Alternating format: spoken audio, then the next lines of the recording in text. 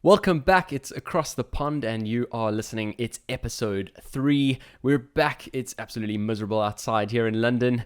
Barry, what's it like there in Johannesburg? The absolute opposite. It's the typical African sweltering heat. So if you see me sweating through my eyeballs during this, I do apologize. Awesome. Well, let's not forget the jingle. Welcome. Pond, across the pond with Barry and Chad. Again, as I said, welcome back. We're now into the full swing of this podcast. Definitely starting to get some listeners from around the world. Really pleased to see some of those stats coming through. So, we are incredibly grateful that you are tuning in. And today is quite a busy episode. We've had a lot going on this week and clearly a lot of downtime on you and my part. So we've added quite a lot to this list. Hopefully it's not going to be an incredibly long one. But I think it's an exciting episode ahead, don't you think, Barry? I think so as well. It's one of those weeks where so much has happened that you would do injustice if you didn't cover all of these topics. So we're hoping we'll get through all of them and hopefully share some interesting stuff and have some good conversation. Sounds good. Let's get to it. The week that was. So the first thing on the week that was, this was quite an interesting one, really. The most polarizing, I'd say, release in terms of the product space in the last couple of years. Definitely Tesla unveiling its Cybertruck. Now, Barry, what were your first thoughts? It's a typical Tesla move, and to be honest, I loved it. I loved the whole spectacle. I loved the drama. I loved the polarization. I loved everyone shouting at each other. It was a really entertaining release and a really entertaining unveiling. Yeah. I think that the Cybertruck is something we've been waiting for Tesla for a while, and everyone was a bit curious as to what they were going to do about it. And to see what Elon and the team did was fantastic.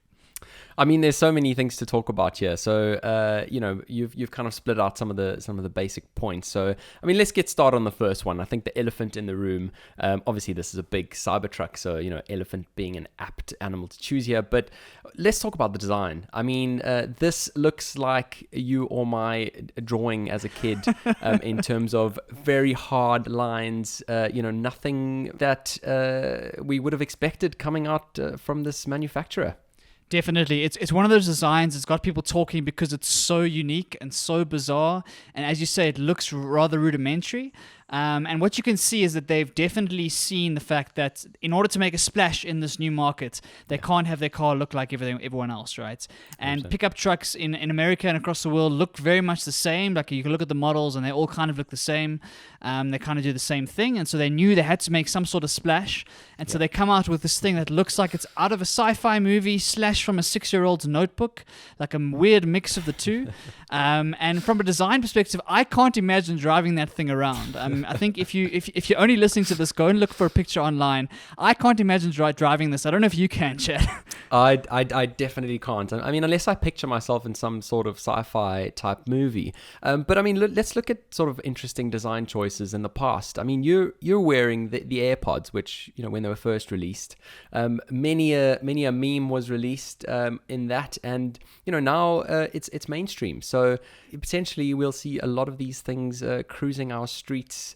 Certainly when they first started, it's going to be a weird prospect. But yeah, I mean, bold design move, as you said. I think the Ford, one of the Ford, trucks has definitely kind of set the tone for what these things look like these days, and all manufacturers kind of pulling inspiration from that. Whereas on this one, not just in terms of the lines and the sort of main profile of the vehicle, but even some things like the lighting in the front, really interesting choices here, and it's going to be interesting to see what happens. I mean, what do you think in terms of the AirPods and how those became mainstream? Do you think we're going to adapt to this, polarizing design? Yeah, I actually read a lot about this because I was trying to understand why they would do something like they did. And there's a lot of communicators and journalists and guys who have been trying to unravel this mystery as to why this design was the final one. Yeah. I think one of the reasons that they did this was because, like in the AirPods case, earphones looked the same forever, right? And everyone had the same looking earphones. And if you wanted to signal like the brand strength that Apple has, they decided to go with something that looked a little bit out there, a little bit out of the comfort zone, but something you wouldn't miss if you were walking around, right? If you walk past someone with AirPods right in the beginning, you wouldn't miss them. Yeah. And you would know that they're an Apple fan and an Apple customer. So what Apple did was they leveraged their brand strength to change the way the whole industry looks at something like earphones. And I think Tesla's trying to do the same thing. Yeah. They knew if they put out a pickup truck that looked exactly like the Ford F-150, but just an electric version, you wouldn't even notice as it was driving around. Yeah. This thing you're going to notice.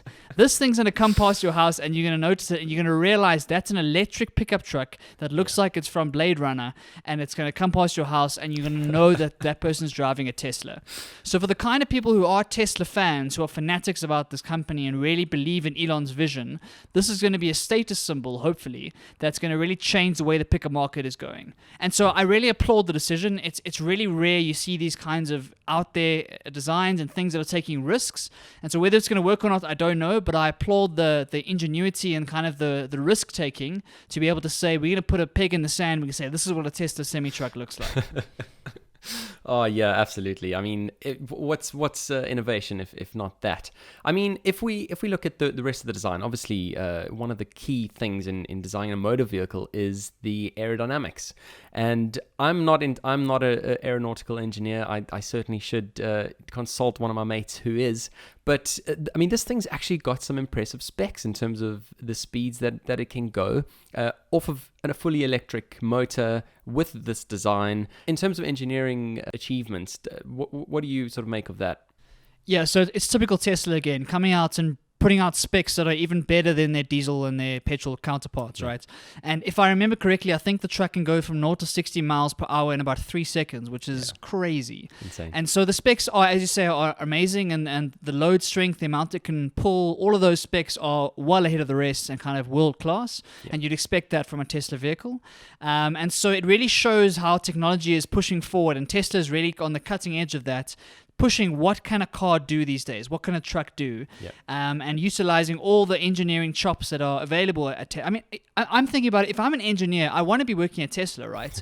So you can't help but think they must have all the best engineers in the world, you would think. And so obviously, like, this is going to be tip-top, and I'm not a truck person, and I've never even driven a semi-truck, but from the specs that I've seen and the videos that I've seen, it looks incredible. And so I'm really curious to see how it's going to do in the market when it finally gets to production.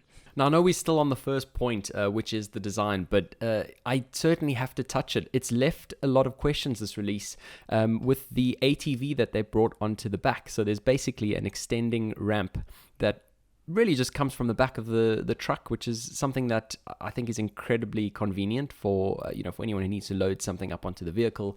But with this ATV inside the truck, it almost looks even more complete. So more questions there. Do you think they're going to release this as a sort of secondary product to this Cybertruck? I would certainly hope so. It kind of goes in that bucket of their flamethrower and their hats and all the crazy stuff that they've sold over the past. And so I completely agree with you. When that was in the back of the truck, it looked a lot more reasonable. It looked a lot more respectable for some reason. And I've seen a lot of Photoshops, a lot of memes about it since the unveiling of people putting other stuff on the truck. So semi-automatic rifles and crazy stuff in the back. And it just looks better with something in the back. And so I think it's one of those things where I think the ATV is going to be a sideline product, but you never know. It looked super cool, and if you're a Tesla fan, you're obviously going to buy one if it comes out. So you'd think they would put it out for at least in a limited edition. Definitely. I think, so just the last one on this point, in terms of looking inside the truck, again, something incredibly unconventional. If you have only seen the sort of outside, I definitely advise to kind of go and watch one of the YouTube videos that shows you inside, because it definitely makes you question what we need in a car in terms of buttons, knobs, all of those types of things. Really, all it is a marble-looking type,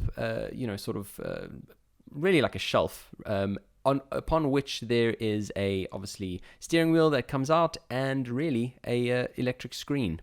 So again, interesting design choices. But I mean, if we think about it, how many buttons and knobs do we really need inside a cockpit? And that's the beauty of electric vehicles, right? It's a computer on wheels. That's all it is at the end of the day. And so what you can do inside is open up all of that space. And I'm assuming it feels a lot more spacious and a lot more airy inside a car like that.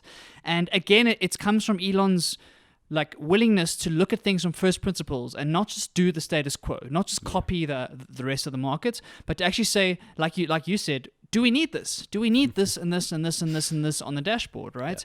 And you take that away, and the simplicity of design really comes through. And so they really are pushing the boundaries, and I hope that other car manufacturers are taking heed from this and are building some new cool vehicles that we'll see in the next couple of years. Yeah, and I mean, a consequence of all of that extra space is that you've got an extra seat in the front. I mean, we've seen trucks in the past have a kind of a half seat. It's really a bit of a squeeze for anyone going in there. But this is a full-sized third seat that sits next to the driver, between the driver and the passenger seat. So, as you say, definitely some benefits from that extra space. Now, I think, again, one of the other elephants in the room, if anyone watched the actual release, there was basically... Why don't you fill us in there, Barry? It was one of the funniest moments I think I've ever seen in internet history, and the memes that have come out of it have been unbelievable. Yeah. So what happened was Tesla unveiled this truck, and they unveiled what they call their armor glass, which is this crazy new form of glass that's going to replace all the windshields and all of that kind of stuff. And in typical product reveal fashion, they're trying to make it as dramatic and as interesting as possible. So they bring out this guy in this all black leather suit, and they show what happens if you throw a big metal ball at a traditional windscreen or a traditional piece of glass, and the glass shatters and just gets destroyed. Then they pull out the Tesla armor glass, and they take turns dropping this metal ball onto the glass from various heights. So they start from 2 meters, and it doesn't even dent, doesn't do anything, it bounces off. They do it from 5 meters, 10 meters, and then from the top of a ladder. And it's all very impressive, and it's all great, and everyone's oohing and ahhing, and everyone's writing and tweeting and all that stuff. And then Elon says to the guy, come and throw the ball at the car, with the car on stage behind where he's standing.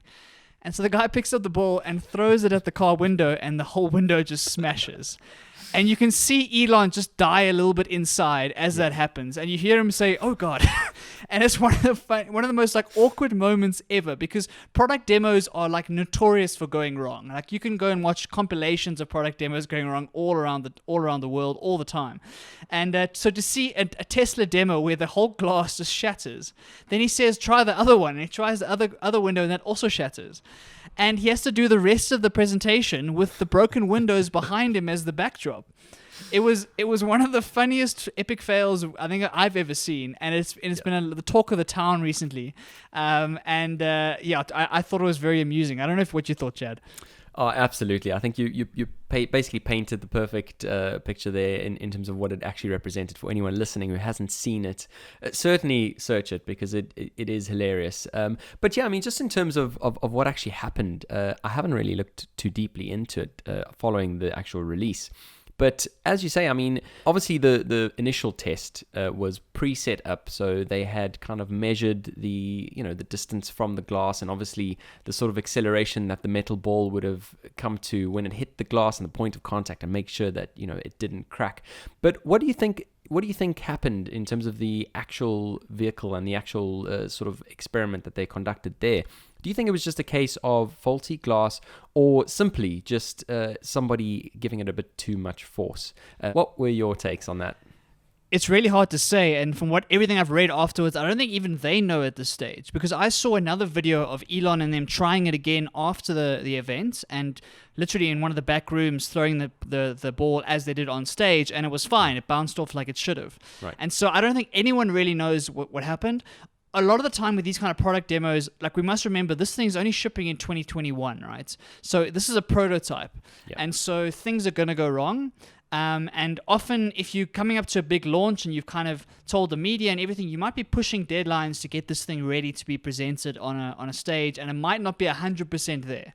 So you might find that this prototype vehicle, this prototype glass wasn't 100% there, and maybe they will get to a stage where it is unbreakable glass going forward. But unfortunately, that's what matters on the day when you're in front of all the media, in front of the world, and you don't want something like that to happen. Sure. So I don't know why. I don't think they know why, but it was a little bit embarrassing and awkward, and really tested Elon's presentation skills to be able to continue with the whole thing with the broken glass behind him. Yeah. And I mean, let's touch on that 2021 release. This, for me, feels like quite a long lead time in terms of releasing something, getting the hype up, getting in those pre-orders, and then ultimately having someone having to wait 2 years to actually get their production model vehicle. I'm not a particular motorhead, so I'm not sure if this is normal or not in the industry. To me, it feels like a bit of a test for demand, given the design.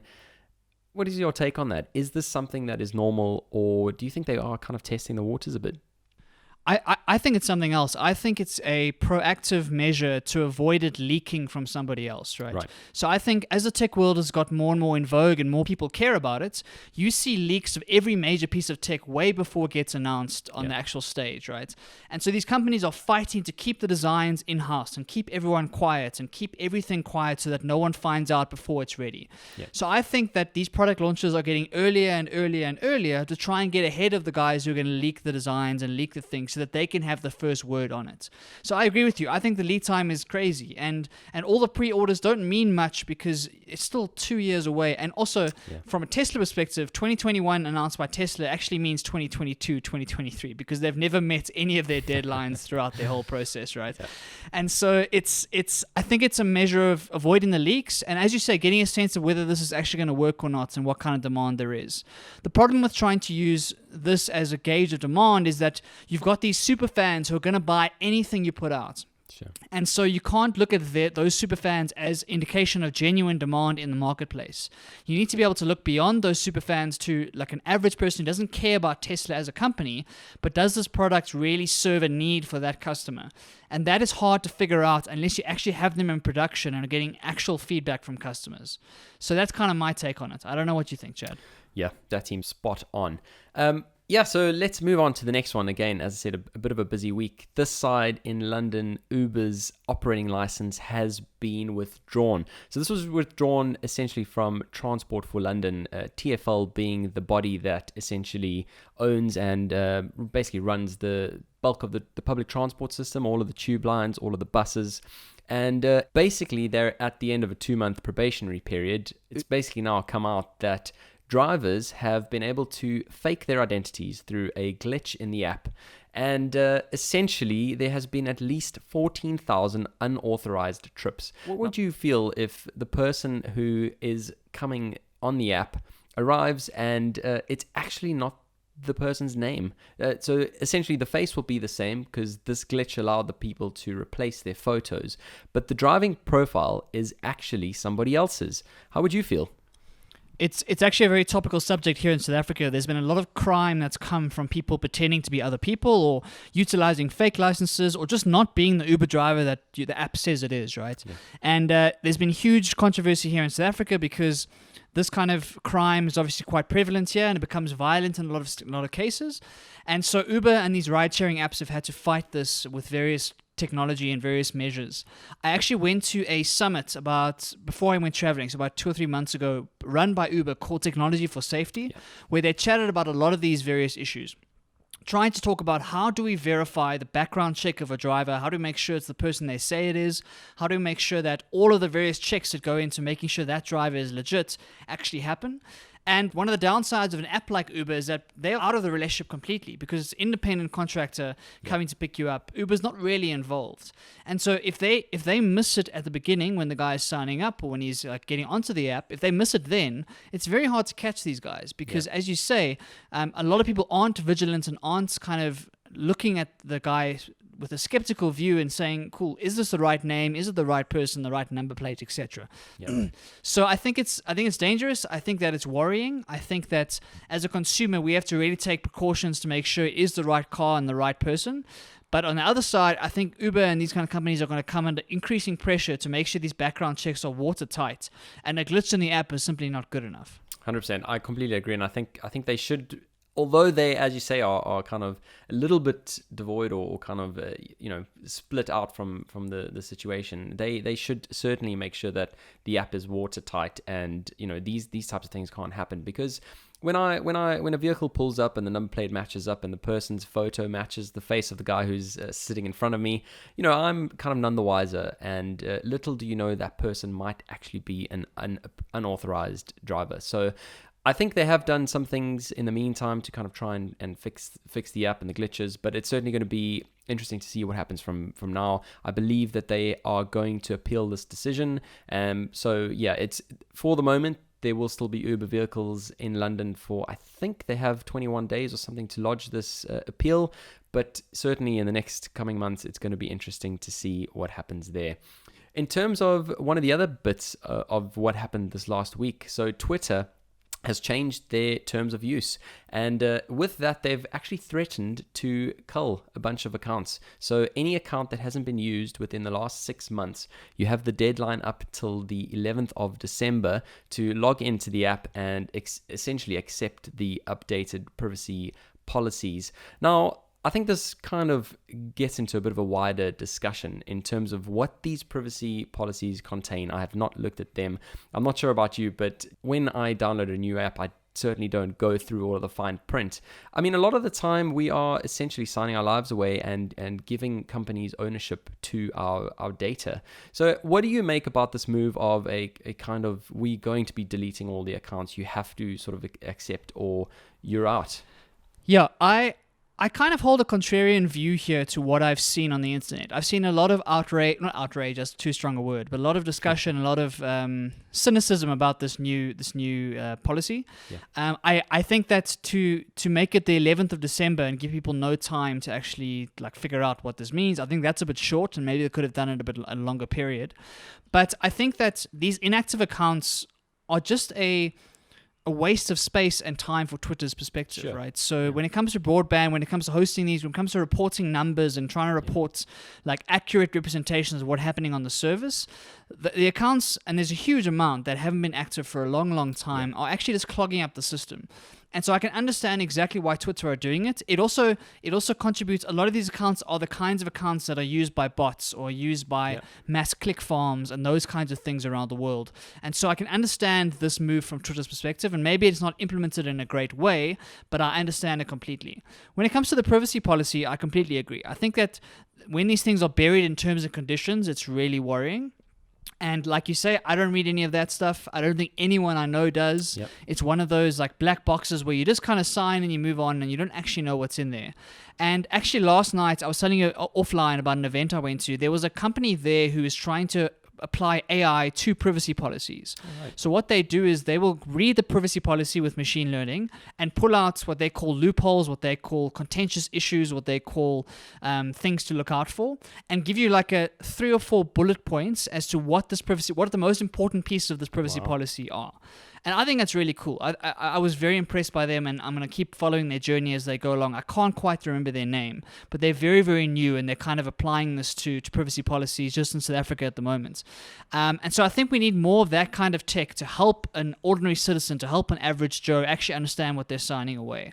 When it comes to Twitter, I, for one, am for it. I think the inactive accounts should go. I'm curious to know if you have a different opinion, Chad. No, I definitely agree, especially as you say, when it comes to bots. I think it also inflates the follower count on a lot of people's profiles. And certainly they are a business at the end of the day. And as you say, they need to report results. And they've kind of had to change their metric. Instead of saying users, they've had to, put an extra definition that might not be necessary, which is active users type of thing. And it certainly does cloudy things up and just adds a level of complexity that's probably not necessary. And certainly, in terms of bot accounts and those kinds of things, I completely agree. But yeah, just in terms of that tech that you mentioned, I think that's fascinating, and that's we're going to talk about one of your blog posts that you wrote in the next section, which I think we'll touch on this really, really well in terms of sort of how artificial intelligence can actually scan through and really make human-like evaluations in terms of the salient points. But on a bigger sort of discussion, do you not think some of these companies should be giving us a sort of 5 or 6 point bullet in terms of the simple things, salient points here? And if you want to read the full article, have a link to click on those. Without a doubt. It's really silly that we need this kind of tech to comb through this legalese, right? It's completely unnecessary and it's a waste of everybody's time. The guys writing it and the guys reading it. And so I think we need more accountability and we need more activism when it comes to short, easy to read, in a language that we can understand, language that can then be applied to these privacy policies. Where the companies struggle is that they are looking to cover their legal exposure across the board, right? So they'll work with a lawyer and the lawyer will say, we need to cover every single loophole in case we get sued for anything. And that's kind of a side effect of the litigious nature of the US specifically, and also just people looking to look out for themselves. And so it's a tug of war between the guys who want to cover every single legal possibility and the guys who are reading it who don't understand all that language. So yeah, we need some change there. Well, let's see what happens on that front. I think that covers this week. It was a busy one, but on to the next insert. Stuff I found interesting. All right, so this one comes out of left field a little bit, so you're going to have to bear with me. I promise you it's a good one. I watched a short film. It's about an 18-minute film called La Reina, done by an Argentinian director, and it follows the story of an 11-year-old kid in Argentina who won a beauty pageant and then kind of was put into one of the major parades in Buenos Aires, right? So it's a short film looking at how the adults around this 11-year-old girl kind of use her as a prop as this beauty pageant winner, and she actually doesn't want to be there. Yeah. So for me, like, beauty pageants, I really hate them. I really don't think they're good for society. I really have like real problems with people putting these girls in crazy amounts of makeup and dresses and putting them on stage and forcing them to look a certain way, and it kind of promotes the wrong ideals, I think, for women worldwide. And so to see this kind of thing at an 11-year-old level, what the film does is it shows that she doesn't want to be there. And she doesn't want to be put through all of this, and she's not happy at all. And what the director does really, really well is that to contrast what the adults want from her and what she wants, they show her face the entire 18 minutes, but she doesn't say barely anything, right? All the audio is the adults around her talking about why this is important, why she must wear this crown that she wears, why she must do this, why she needs all the hairspray, etc., etc., etc. And it becomes very clear from watching it that her facial expressions show she's a prisoner inside of this, her family and friends, right? And her family and friends around her are using her as a prop. I don't know if it's to make money or just to kind of like boast about her or whatever the story is. So it's a really fascinating short film that I really enjoyed, and I wanted to share with everybody just to show how you can build empathy with no like directorial commentary. So the director or the narrator doesn't say anything. He just lets you watch this, and he lets you draw your own interpretations from what you're seeing and lets the story speak for itself. In a world where a lot of documentaries are very much, I'm going to tell you what's right, and I'm going to tell you this and this and this, and like it feels a little bit on the nose, this is not that at all. He literally just puts the footage in front of you and says, listen, make of this what you will. And I found that a very like fascinating way of directing a film. So what do you think, Chad? Did you have a chance to watch it at all? So I saw the link pop up on our sort of shared document, and I had it's about 18 minutes long, I think. I had the time, so watched through it, and it is absolutely emotive, I'd say is the word to use. It definitely builds empathy from the start to the end. And yeah, just in terms of, as you say, that contrast between the silence, but a lot of sort of, visual expression from her face, and, as you say, basically the expectations of her family. And essentially, it's this short film has won a lot of accolades. It, I think, was released in 2013. I mean, it's kind of come out in first prize in Madrid, Freiburg, quite a few film festivals, and I definitely think it's worth it. I definitely think it's worth the watch as well. And as you say, sort of the wider discussion of is this something you want to be doing, or are you kind of a prisoner rather at somebody else's will?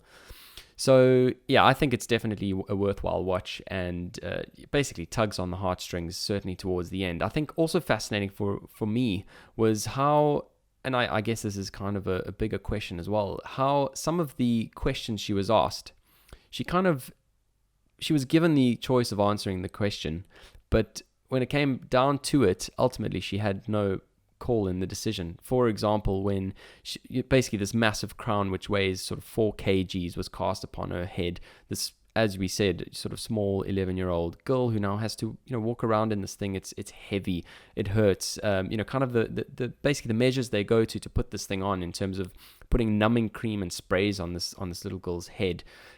Essentially, all of the questions in terms of how tight it should be. Her responses at the time, seemed genuine, but when it came down to it, her mother kind of just proceeded anyway. What were your thoughts on that? And do you think this is normal in society? Are we kind of being a bit too tough on kids, or is this kind of just an outright case? Yeah, I think for me, it kind of pulled out the parallel of what we call the tiger moms in Asia. So we've seen a similar type story with parents in Asia who are so desperate for their kids to succeed that they put them through crazy amounts of tutoring and extra work, and they don't really have a childhood. Right from, like, say, age 9 or 10, they have to be like doing maths homework all the time and computer science, and they come out with amazing results at the end of the day. Yeah. But in all the interviews with them, you find out that they actually weren't happy during that period. And so that's kind of the parallel that I drew, and so I think I do see it a lot in the world. And beyond just kids and adults, it also comes down to the people that affect us, right? So the metaphor that I pulled out was that there are people around me who have certain ideas of what my life should look like, and I often find myself being a prisoner of their expectations or prisoner of their ideas, right? Yeah. And so that's what really spoke to me. Like, I think the kids is an obvious one. Like, try and let your kid have a happy childhood and actually listen to them and treat them with dignity and respect. But when it comes to adults, we often do the same thing. We put ourselves in the same prisons, and we care too much about what our parents think of us, what our friends think of us, what our partner thinks of us, and not enough about what actually makes us happy. And so I'm hoping that this film pulls that out of people and kind of brings the conversation to, you need to do what makes you happy and be able to stand up and accept the fact that not everyone's going to agree with that, and they're going to try and force their agenda on you. They're going to try and force what they want for your life onto you. And it's up to each of us to kind of stand up and say, listen, I love you, I respect you, I care for you, but this is my life, right? And I'm going to do what I want to do. And that kind of courage is very rare in the society because we care so much about what other people think about us. Completely agree. It's a great dialogue to have been opened up by really thought-provoking, really powerful film, and that is the point of film, I think. So thanks for looking at this one and bringing it up to me. So yeah, just for anyone who wants to see it, I'm not sure if I'm pronouncing this right, but it's called La Reina, in brackets The Queen, and you can find it on Vimeo. I'm sure you'll find it if you kind of just Google it. So definitely worth the watch. The next one is a movie that Barry has brought up. I haven't seen it, so keen to hear your views. So this one is a lot less profound.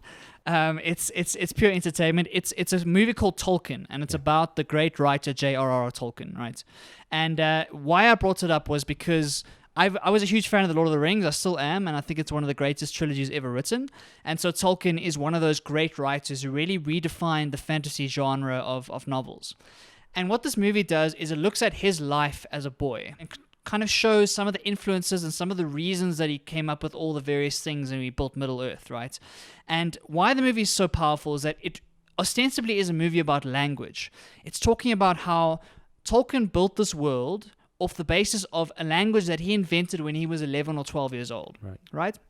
So in fantasy, a lot of authors will build these giant worlds with history and with people and character backgrounds and languages and whatnot.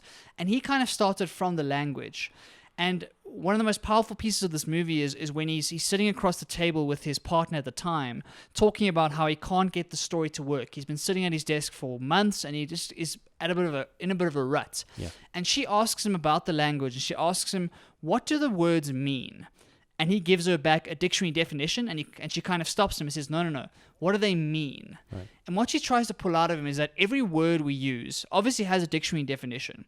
But if we think about it carefully, it has years and years and years of backstories that got the word to be what it is today.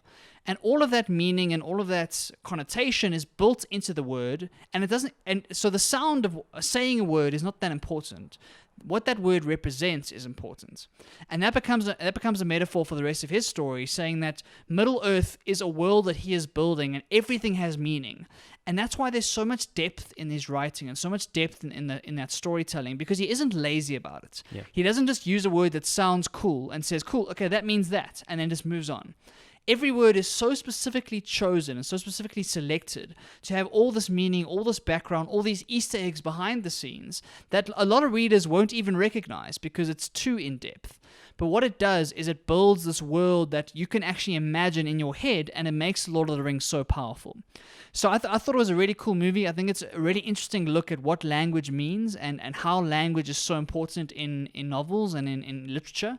And there are so few authors these days who take that much care with the specific words that they use or they invent or they make up for their fantasy or their sci-fi novels.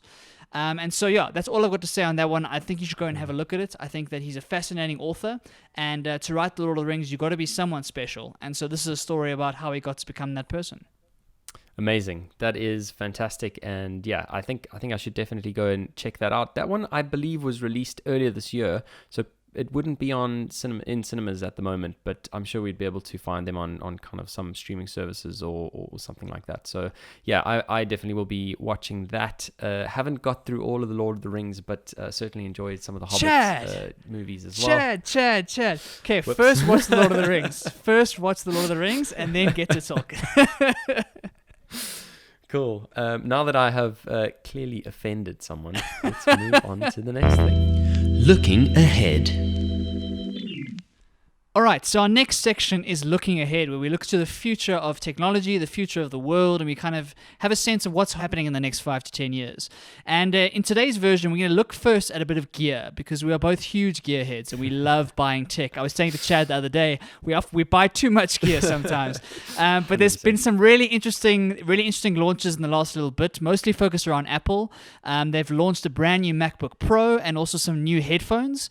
And the MacBook Pro is the Apple's leading device. It is their most powerful device, and so a brand new one always brings a lot of controversy, a lot of discussion, and mostly about the keyboard. So I'm going to leave it to you, Chad. What do you think about the new MacBook Pro and the new keyboard that actually is the old keyboard? Yeah, so as you said, they've kind of come out now and basically gone back on one of their previous models, essentially with this keyboard design. So previously we were under the scissor mechanism, then they changed it to the butterfly mechanism, and now we're back to the scissor again. So essentially this is their second MacBook Pro that they've released this year. There is already a 2019 model. This is the 16-inch, and what you've seen people raving about is something as simple as the keyboard. Now, I'm not sure if you've seen much about this in the press, but what do you think, Barry? Yeah, so I've seen a lot about it in the press. I haven't actually used the butterfly keyboard myself, so I don't know why everyone is so angry, but everyone is angry about the butterfly keyboard. And I've seen so many scathing hit pieces about this keyboard. And it's fascinating to see, as you say, the keyboard doesn't seem like it should be that big a deal when it comes to specs, and there's a lot of other things to focus on. But when the original laptop came out, everyone was talking about the keyboard, and everyone realized, okay, this is why I care about a keyboard, because a bad one is really annoying. Yeah.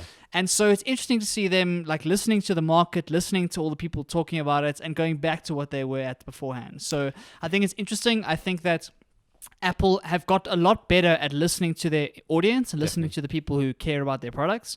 I think during the Steve Jobs era, they just kind of went straight ahead and didn't really care what anyone else thought. They were just designing what they thought was best.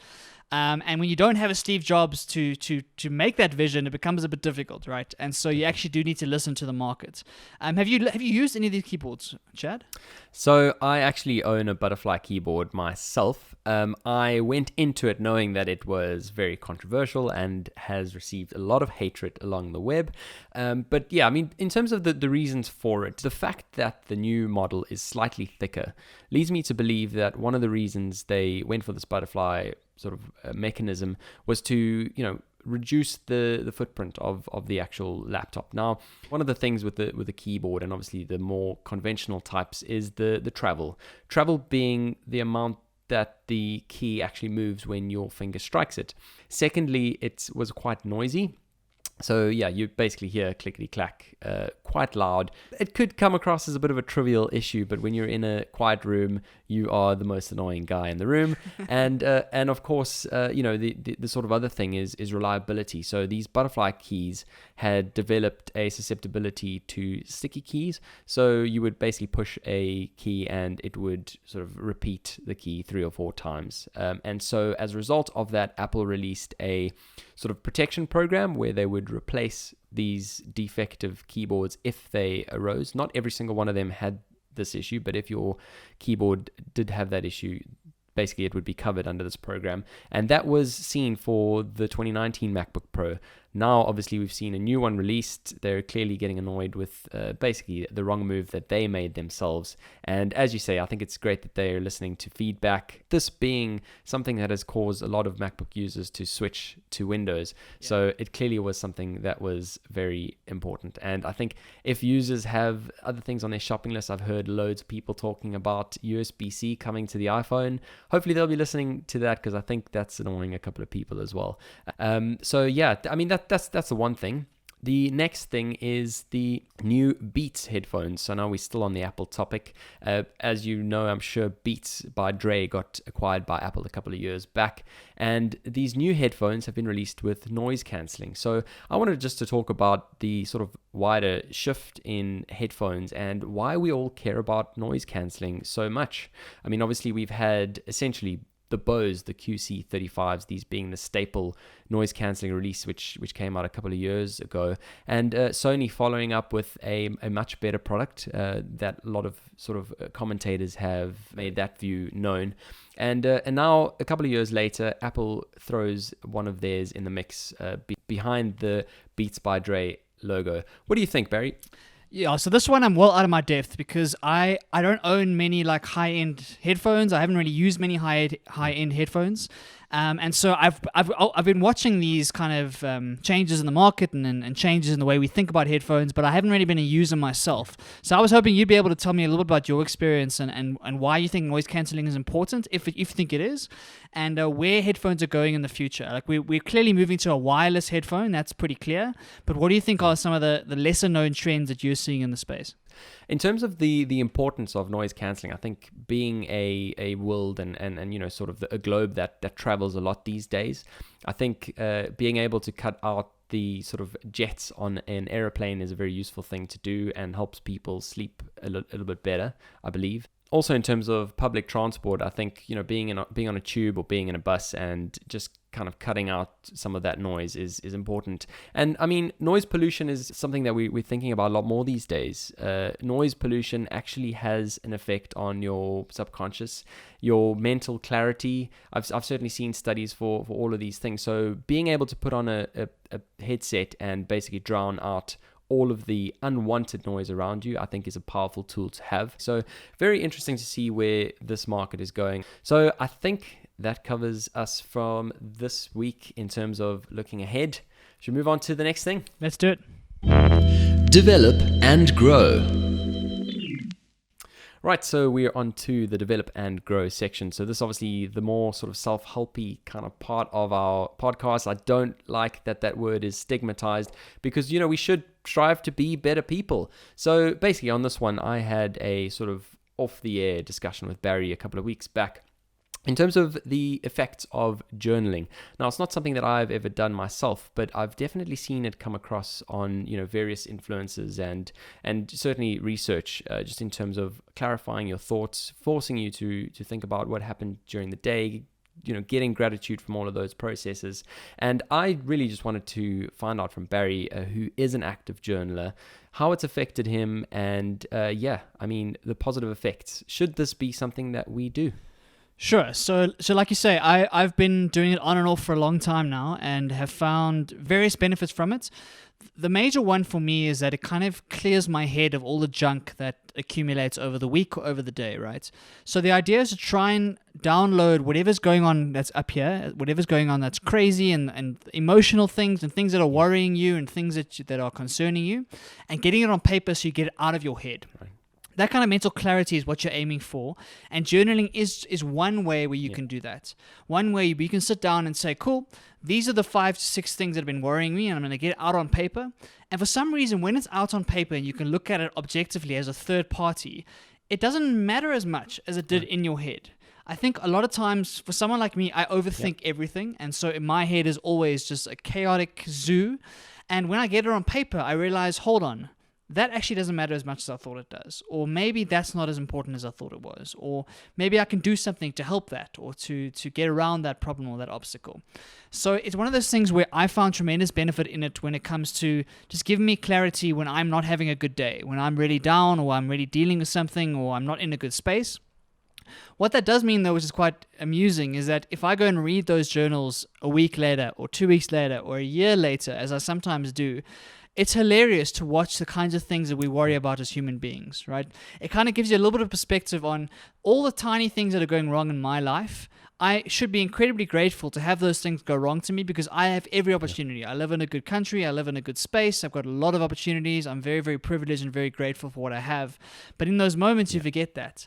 And so it also is a great mechanism to kind of, as a rear view mirror, to look back and think about, cool, what did my life look like a year ago or 2 years ago? And what kinds of things were I worrying about at that time? Where journaling gets difficult is that it's a difficult habit to get into, because it's sitting down by yourself without your phone and either handwriting or typing on a computer, and really spilling out some really tough things that most times we don't want to share with other people, and definitely don't want to share with ourselves. And so getting that habit going is very difficult. And that's where I've failed over time, is that I've gone through stages where I haven't been in that habit, and I kind of go back to it when I'm in real trouble. And I kind of use it as a fail-safe mechanism, but when things are good, I'm not doing it. And so for me, Chad, I don't know what you think about that. For me, I haven't been able to do it consistently day after day. I kind of use it as a tool when I'm going through something that's tough. I mean, I think it's a good tool to have, and the fact that it's had positive impacts for you clearly means that it's definitely working. But yeah, as somebody who hasn't done it, I'm fascinated in terms of how you basically build those systems and make sure that you do it. It sounds silly. We talk about something like 10 minutes a day, let's say. I don't know what your sort of guide is and what you follow, but we do really find excuses for anything. I feel. So how do you get that discipline and make sure that you actually sit down and do this? And what's the sort of framework for you? Do you have a kind of list situation? Do you kind of just list what happened in the day? What's your sort of framework? What's your sort of timeline? And looking back in terms of when you failed at keeping up with it, what do you think you could do better to carry it on? Yeah, so I've tried every modality you could think of. I've tried every time, every paper on computer. I've tried it all. And I think it's one of those things you have to try various ways of doing it to try and find the one way that works for you.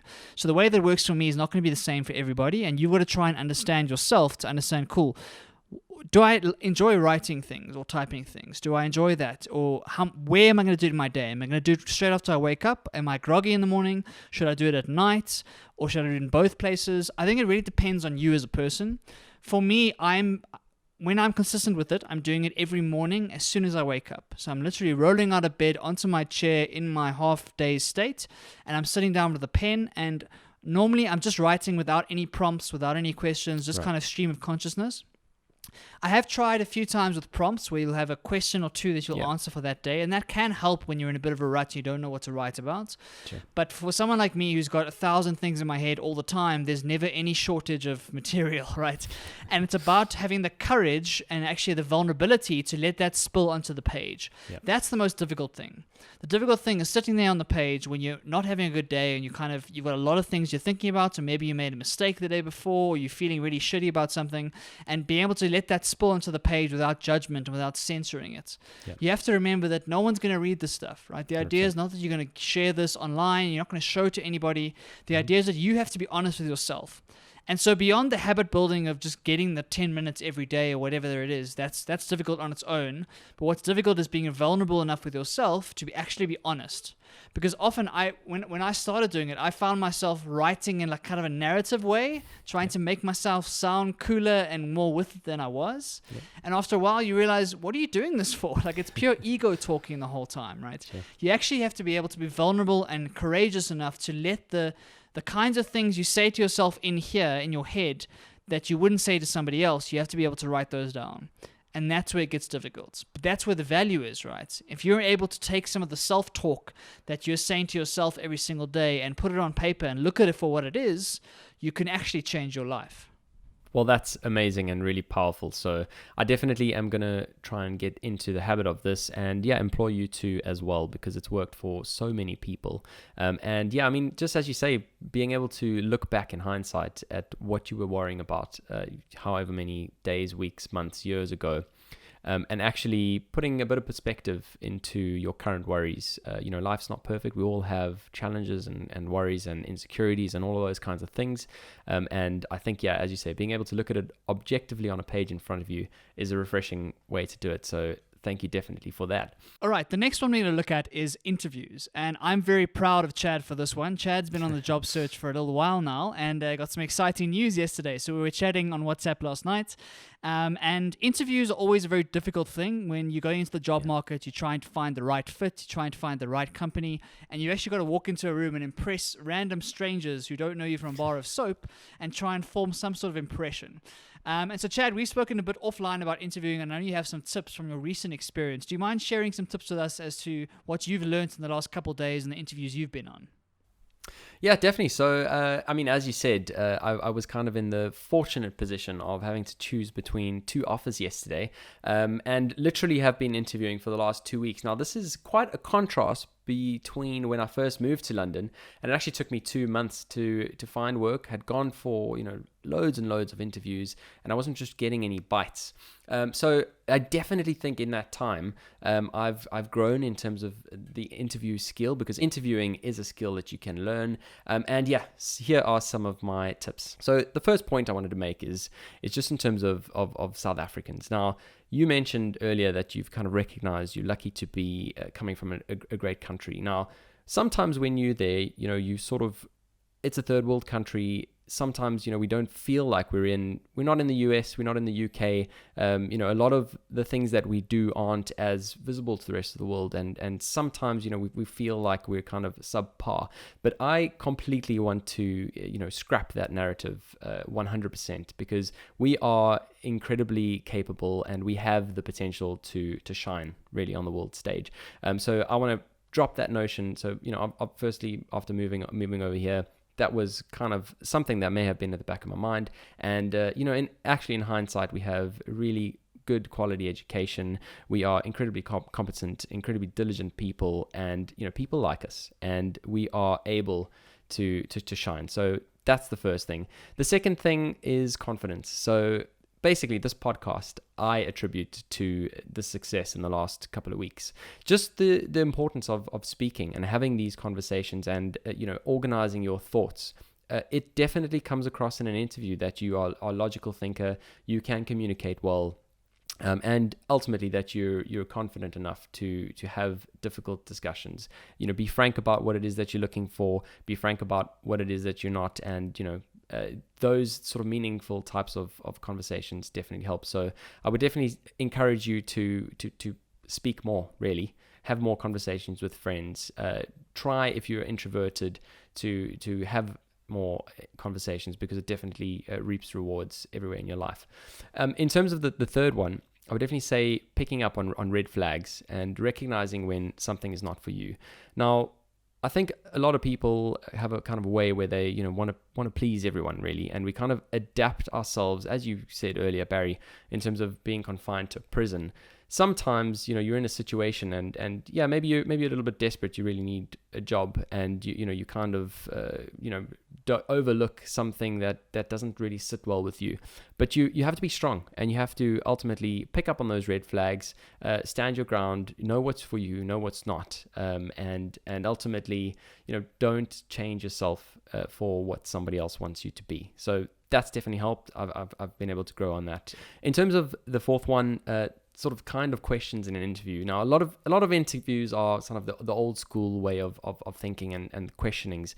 How would you react in this certain circumstance? And for me, that's sort of old fashioned. I am not a fan of those types of interviews. And funnily enough, 2 years later, the sort of dialogue and the sort of questions that I've been going on have been dramatically different. So it's kind of changed from tell me about a time where X happened to how do you think you can add to this role?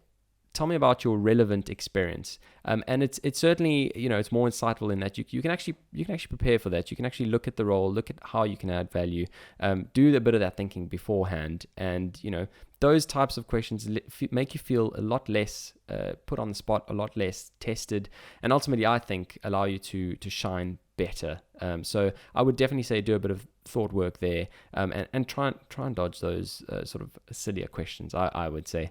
And then, my last point is the importance of researching the company and having good questions to ask.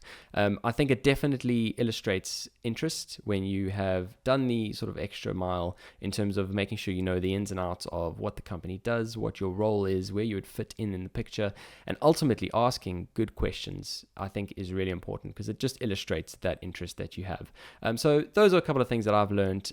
So, if you kind of are looking at going back on the market sometime soon, just really pick up from some of those things that I've learned in the last 2 years. So the next one I'm quite interested about. This is an article that Barry wrote that I read when he wrote it a few months back. I thought it was fantastic. So Barry, tell me about this. Yeah, so the reason I put this on here actually isn't because of the content of the article itself, but a little story that happened around the article. Sure. So like you say, I wrote this article a while ago, and it was commissioned by First Rand Bank. They commissioned me to write a 4-part series on AI. And so I put an awful amount of work into it, and I produced the 4-part series, and at present they've published 2 of the 4 parts, and they'll publish the next 2 in the coming months. It was a series I was very, very proud of, and I spent a lot of time on. So it was published on the First Rand website, and I got a lot of good feedback from it. That kind of happened a few months ago, and I got a very interesting email, or 2 emails actually, a few days ago, from 2 readers who congratulated me on this article appearing on the front page of Biz News, a website that I knew nothing about and definitely hadn't submitted my article to. Right. So I read these lovely emails and was very confused, and so I typed in Biz News into my browser, and there it was. There was my article on the front page. And what they had done is that they had written a 3 or 4 line paragraph at the top, kind of explaining the content of the article, and then it republished my article in full. Yeah. And it also misspelled my name. So at this stage, I was a little bit pissed off, because what it looked like from my perspective was that they had simply stolen the article off the First Rand website and had republished it for their own audience, which they were selling ads on. So they were making money off this without any permission being granted. No one spoke to me about it. And if I didn't get the email from the reader, I never would have found out about it, right? And this is also the 3rd time that I've had an article that's been like blatantly, what I thought was blatantly plagiarized and taken and republished in full on another platform, right? So I got very angry, and I got pissed off, and I sent a rather snarky email to Biz News to say, what the hell is going on? Can you just who gave you permission to take my article and republish it? Yeah. And I got a email back, which was a very humbling moment, when they told me that no. First Rand has sponsored this part of the website, and they're going to be publishing one of the articles every single week.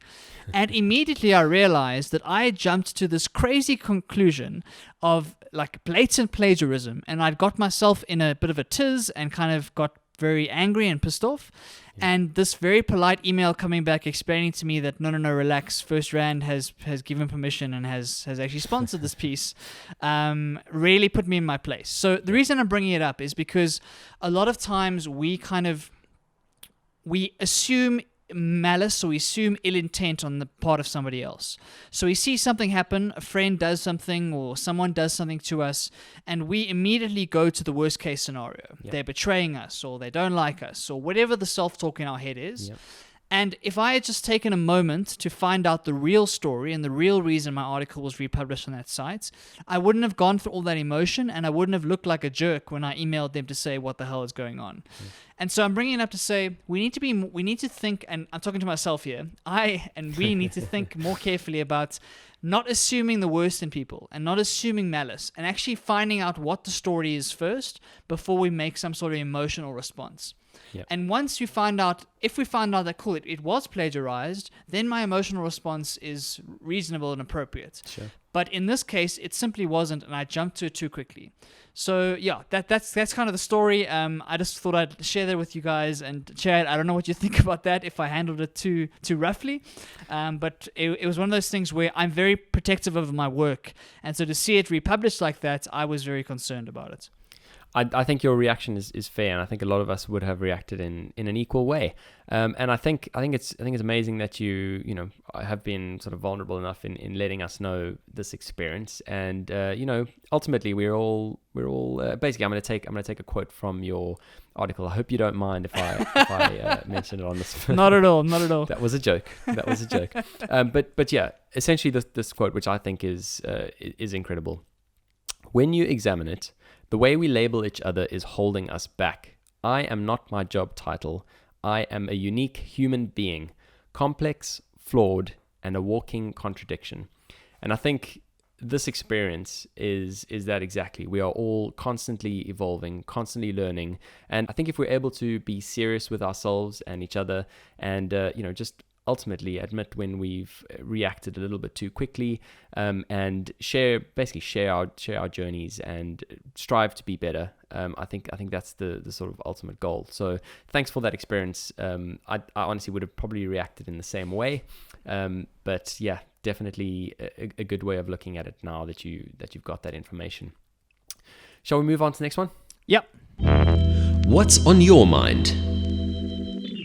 Cool. So what's on your mind? Again, this is the section where we collect information. Basically, we collect a question from one of our listeners, either through the Anchor app, which has a voice note functionality, or any other channels you can get hold of us. So essentially this one, I don't want to I know we're pretty much over schedule already with a really long podcast, but this was a question that came in from Nadia, in which she asked, what kind of training did you do for Ironman 70.3 Barcelona? So basically last year, kind of at this same time, I know we spoke about the New Year goals a few weeks back. Yeah. I basically put myself in the deep end in registering for a half Ironman, had never done anything of the sort, had never done any real professional swims, not professional, but any sort of noteworthy swims, and had never really done any cycling either. So really just put myself in the deep end, pushed my boundaries, and set myself a challenge to do this in May, which was May of this year. So in terms of the training, obviously, we all like to keep active and healthy. So when signing up to something like this, there was obviously a natural shift towards endurance. So personally, I think the human body is an incredible thing and is capable of a lot more than we give it credit. So, Barry, I know you yourself have done sort of half marathons before, and just in terms of that mental shift, I think, I'd like to kind of hear your take on it. So in the beginning, when you first started running, 5 kilometers seemed like a far distance, right? So if we think about, just our general walking, obviously in South Africa, we do a lot of our commuting in cars and not too much walking. But yeah, so when you kind of progressed from, okay, now 5K is a normal thing, how did you make that shift to a 21? Yeah, so you kind of touched on the key thing there. It becomes mental, right? It goes beyond the physical and becomes mental. So in that initial stage, it's an act of getting off the couch. It's the act of getting your body into a state where you can get your heart rate up and it can keep going for a regular amount of time. But there reaches a point, and I would say it's probably around the 10K mark or so, where once you get to 10Ks, you can do any distance after that, physically, if you believe you can, and if you can push through the mental pain you're going to go through throughout that experience. Yep. And so the reason people aren't able to push on to half marathons and ultras and stuff is purely mental. It's a belief thing that I can't actually do it. What you find with guys who do these crazy marathons, and I'm very inspired by a lot of the guys who are running 100-mile races and 200-mile races and crazy things. You listen to them speak, and they say that they thought the body would give up. They thought the body would quit. They thought that the body wouldn't be able to do it. And the body just keeps going. It keeps going, it keeps going, it keeps going.